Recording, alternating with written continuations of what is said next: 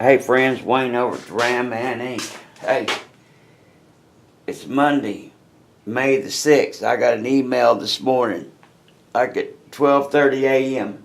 Hey, I'm excited about your Jeeps. Just ran into them.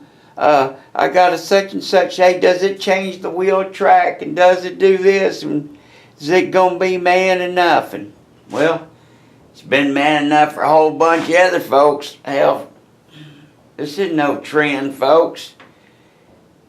Here it is, May the 6th, 2019, Monday. See, there's our beautiful machine shafts. Laura, out in Churchill, Tennessee, 2006 Jeep Wrangler. Got his lockers and shafts done, ready on the hub work. Shafts, lockers. Who do we have here? James, off in Bonita Springs, Florida. Got him a JK 2007.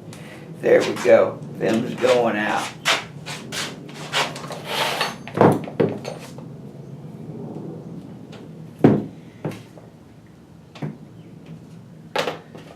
Putting these hubs together for Anthony. He's out in Naples, Florida. Hey Wayne, can you do a YouTube video of my hubs I want to watch? Well, of course, I'm going to do one specifically for you when we get your hubs in.